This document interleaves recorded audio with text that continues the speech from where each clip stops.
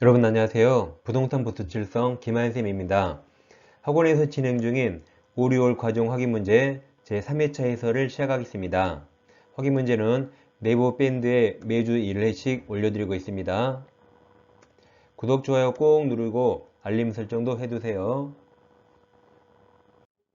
자, 주관민 부분 계속 기출문제를 파는 겁니다. 기출문제가 시험에 거의 그대로 나오잖아요. 그래서 일주일에 한 번씩 계속 기출문제를 반복하는 겁니다. 자, 1번 부동산 이중매매 설명 틀린 겁니다. 작년 32회 문제죠. 자, 1번 반사회적 법률행위에 해당하는 제2매매계약 한마디로 적극가담 계약이 개초하여 그럼 이건 절대적 무효입니다. 그래서 제2매수인 무효 절대적 무효예요. 제2매수인으로부터 그 부동산을 매수하여 등기한 선의 제3자 너도 무효죠. 절대적 무효. 선의 제3자 무효이기 때문에 제2매매계약의 유효를 주장할 수 없답니다. 그래서 1번이 바로 정답입니다. 2번 제2매수인이 이중매매 사실을 알았다. 악의는 유효잖아요. 알았다는 사정만으로 제2매매계약을 반사회적 법률행위에 해당한다고 볼 수 없습니다. 악의는 유효입니다. 3번 특별한 사정이 없는 한 먼저 등기한 매수인이 목적 부동산 소유권을 취득합니다. 즉 제1매수인과 제2매수인 중 먼저 등기한 사람이 소유권 취득합니다. 자, 4번 반사회적 법률행위에 해당하는 이중매매의 경우 즉 적극가담 제1매수인은 제2매수인에 대해서 직접 소유권 이전 등기 말소를 청구할 수 없습니다. 제1매수인은 매도인을 대위해서만 말소 청구할 수 있습니다. 5번입니다. 부동산 이중매매 법리는 이중으로 부동산 임대차 계약이 체결된 경우에도 적용될 수 있습니다. 정답은 1번입니다. 자, 2번 불공정한 법률행위 폭리행위죠. 틀린 겁니다. 1번 경매는 법률 행위가 아니라 적용되지 않습니다. 2번 모성계약, 증여 같은 것도 적용되지 않습니다. 3번 불공정한 법률행위에 무효행위 전환에 관한 법리가 적용될 수 있죠. 그러니까 백사주는 무효 그 상태로 추인 안 되지만 전환은 가능합니다. 4번 법률행위가 대리인에 의해 행해진 경우 궁박 상태는 본인이죠. 나머지가 다 대리인, 그러니까 경소를 무경험은 대리인 기준, 궁박만 본인이라 정답이 4번입니다. 5번 매매계약이 불공정한 법률행위에 해당하는지는 자, 계약 체결 당시 맞았어요. 뭐든지 행위 당시. 계약이 법률행위죠. 법률행위 당시 맞았습니다. 정답은 4번입니다. 3번입니다. 진위 아니 의사표시 설명 틀린 겁니다. 1번 진위란 특정한 내용 맞아요. 특정한 내용에 의사표시를 하고자 하는 표의자의 생각을 말한 것이지 표의자가 진정으로 마음속에서 바라는 사항을 뜻하는 것은 아닙니다. 1번은 맞았습니다. 2번 상대방이 표의자의 진위 아님을 알았을 경우 그럼 상할수 무효죠. 표의자는 진위 아니 의사표시를 취소가 틀렸죠. 이건 무효 사유입니다. 그리고 우리 시험 범위에서 취소 사유가 딱 4가지죠.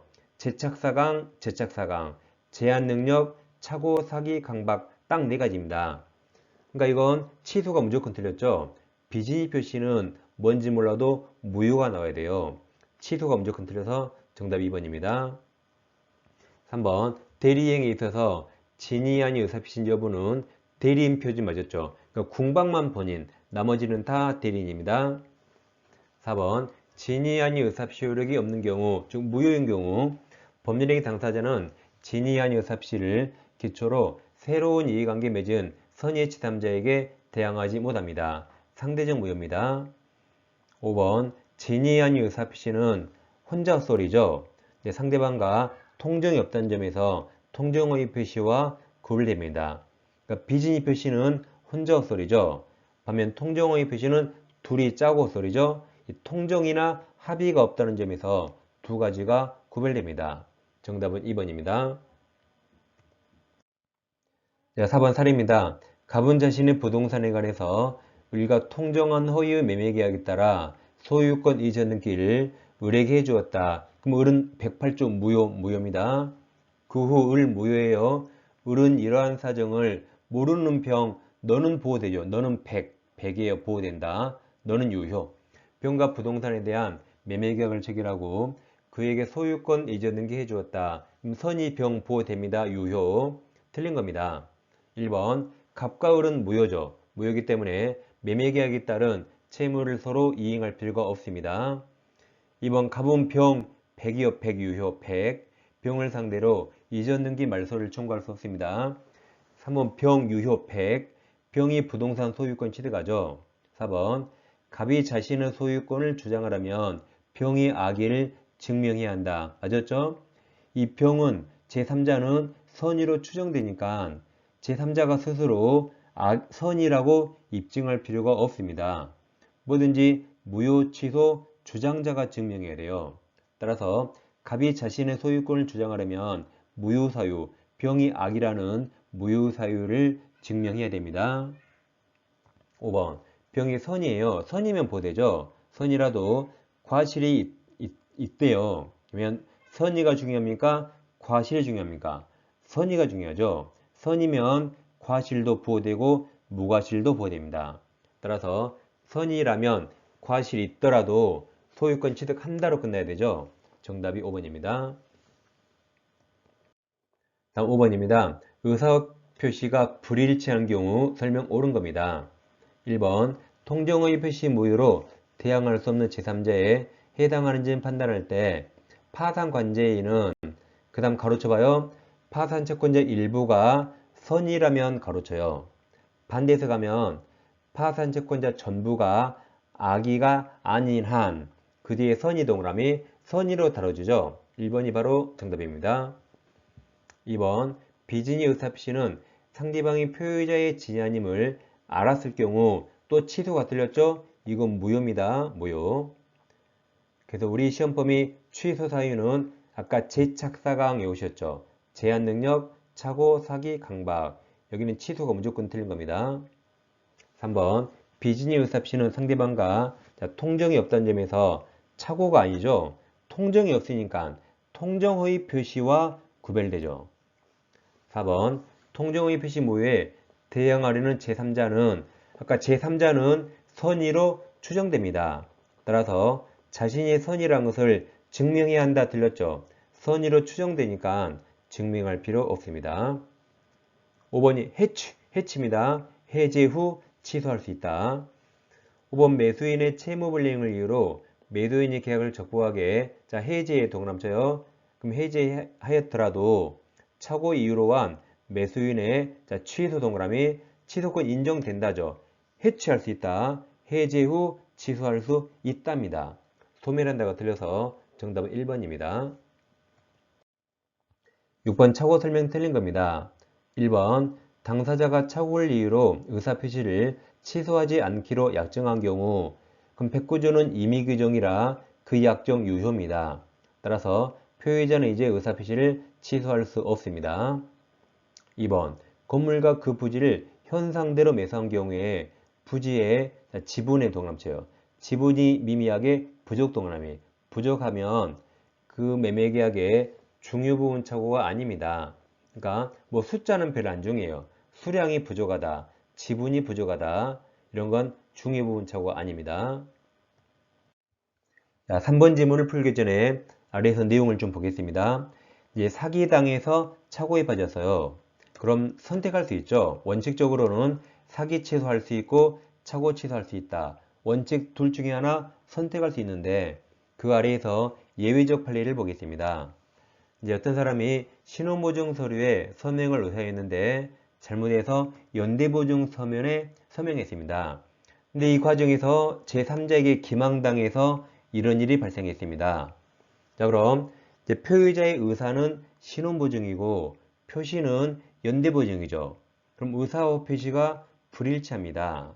그럼 우리는 비통착사강을 공부하는데 비통착은 의사와 표시가 불일치고 사기강박은 의사와 표시가 일치하지만 하자가 있는 겁니다. 그럼 지금 이 신원보증과 연대보증은 의사와 표시가 불일치하니까 불일치로 가서 이건 착오 취소를 따져야 됩니다. 이건 일치가 아니라 일치로 올 수 없어요. 그래서 이 사건은 사기가 애초에 되지 않습니다. 그래서 이건 의사와 표시가 불일치가 도중에서 불일치로 와야 돼요. 그래서 이건 착오 취소를 따져야 되고 애초에 사기 취소 문제가 아닙니다. 이렇게 이해하셨으면 이제 앞글자를 외워요. 신현착, 신현착 외웁니다. 신현착, 신현착 외워서 문제를 바로 풉니다. 그럼 위쪽에 3번 지문 올라가 볼까요? 그래서 3번은 부동산 거래계약서에 서명 날인한다는 착각이 빠진 상태로 연대보증 서면에 서명 날인한 경우에 표시상착오 맞습니다. 아까 우리가 하단에서 신현착 외웠죠. 그럼 신원보증을 3번 지문에서 거래계약서로 응용했어요.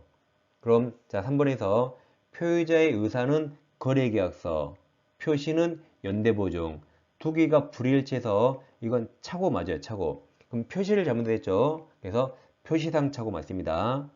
그러니까 아래 그림에서 신현착, 신현착을 외웠다면 3번 지문에서 신원보증 대신 거래계약서고 다음 연대보증 맞았죠. 그럼 착오, 표시상 착오 맞았죠. 따라서 신현착을 외웠으면 이걸 그대로 3번에 응용할 수 있습니다.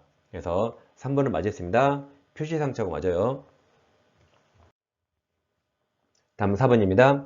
상대방이 표의자의 착오를 알고 이용한 경우에는 의사표시에 중대한 것이 있는 표의자는 착오에 의한 의사표시를 취소할 수 있다죠. 그러니까 원래 표의자에게 중대한 것이 있으면 원칙 취소할 수 없는데 여기처럼 상대방이 그것을 알고 역이용해서요. 그럼 상대방이 더 썩을 놈이라 이땐 예외적으로 취소할 수 있답니다. 정답은 4번입니다. 5번 자 상대방이 동그라미 쳐요. 그 다음 유발 동그라미 유발된 동기착오는 동기가 표시되지 않더라도 중요한 착오가 될 수 있습니다. 정답은 4번입니다. 다음 7번입니다. 사기 강박 의사표시 설명 틀린 겁니다. 1번 사기나 강박에 의한 소송행위는 원칙 취소할 수 없습니다. 즉 민법 총칙은 개인 간의 재산상 행위만 적용돼요. 여기처럼 소송행위나 공법행위는 적용되지 않습니다. 적용되지 않으니까 취소할 수 없다고 맞습니다. 자, 이번 대리인 기망이 동그라미 쳐요. 대리인 기망의 계약을 체결한 상대방은 본인이 선이라도 취소할 수 있다죠. 우리가 외웠습니다. 대리인의 사기 강박은 언제나 취소, 몰라도 취소 외웠어요. 다시 2번 지문에서 대리인 기망 나왔죠. 그럼 제일 끝에 취소할 수 없다가 무조건 틀렸죠. 그래서 외웁니다. 대리인은 제3자 아니에요. 110조 1항이라 당사자의 사기 강박이에요. 그래서 대리인이 사기 강박하면 당한 사람은 언제나 취소, 몰라도 취소입니다.